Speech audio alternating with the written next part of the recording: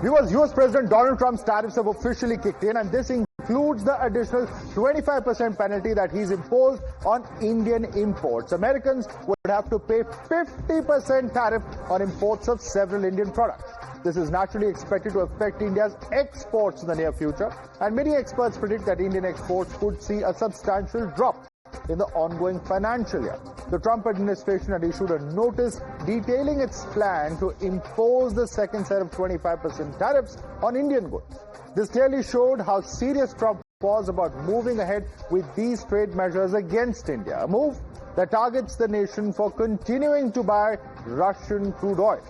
Now, multiple Indian industries with significant export figures will be affected, of course. The sectors we're talking about are textile apparel, as well as diamonds, gold and jewelry, mechanical appliances is what we're talking about, as well as agriculture and meat products. Let's quickly bring that on the screen as well. These are some of the sectors that are going to be majorly impacted, along with steel, aluminum, copper exports. But unfortunately for Americans, what Donald Trump fails to realize is that tariffs would also hurt America and their businesses. In fact, experts suggest that tariffs could also have a significant impact on the US annual GDP.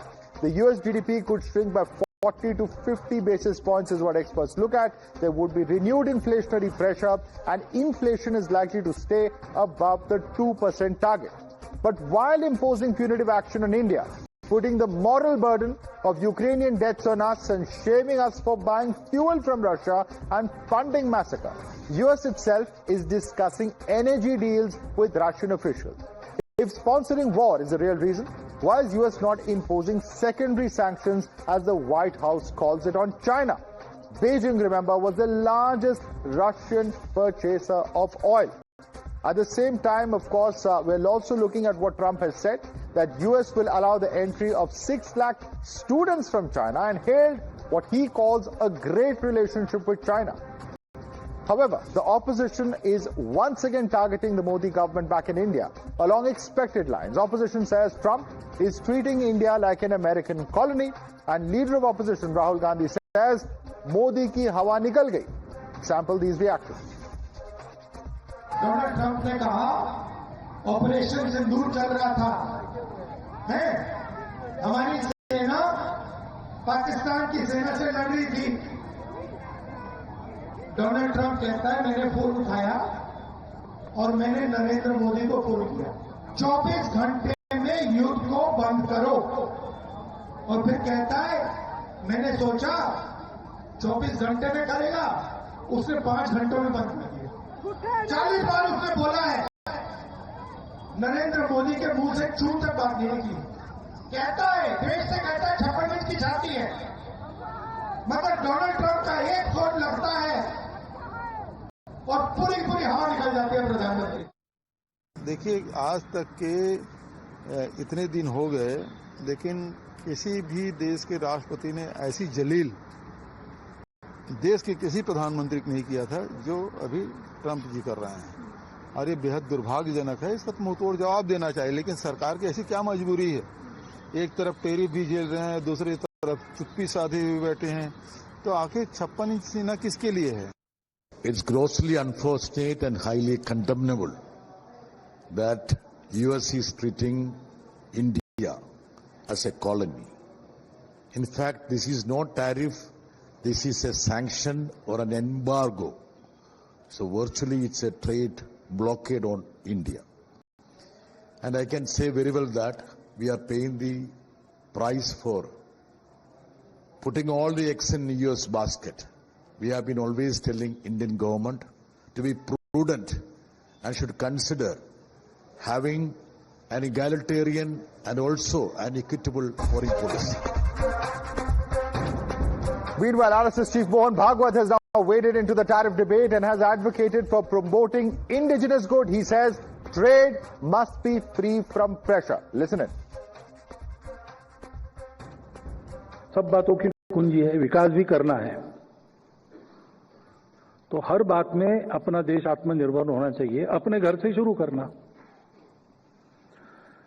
जब ये स्वदेशी की बात करते हैं तो लगता है कि विदेशों से संबंध नहीं रहेंगे व्यापक, ऐसा नहीं है।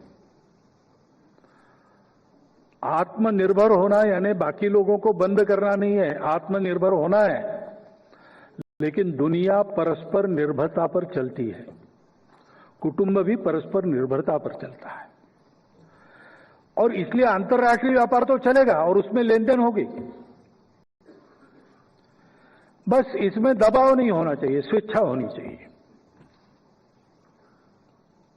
और इसलिए स्वदेशी का पालन करना यानी क्या है, जो घर में बनता है वो बाहर से नहीं लाना। गर्मी के दिनों में आप अच्छा नींबू की शिकंजी बनाकर खा सकते हो, वे पी सकते हो, वो कोका कोला और क्यों लाना, या स्प्राइट भी। All right, there's inside track on the PM-Trump dialogue. In fact, top sources telling Times Now except a phone call on June 17, PM Modi and US President Donald Trump haven't spoken to each other. In fact, foreign media have reported, including German and Japanese media, that Prime Minister had refused to take calls of Trump. Now, sources are telling Times Now that the PM has not gone to US despite Trump wanting to meet Prime Minister on the way back from Canada. And sources also saying a long distance that in fact began, that it was a long distance and of course the opposite direction, that Prime Minister had to be in Croatia. It was a time that PM not taking calls, as well as he has spoken to other top world leaders, and also the fact that the US negotiation team isn't empowered to negotiate with India. They come in, only ask for feedback and take the offer back to Trump. Pragya, this is an insight into what really has been happening, and the background clearly shows that US perhaps has not been as serious in terms of trying to arrive at a negotiation. It's all centered around Trump. And that's not how negotiations possibly can work.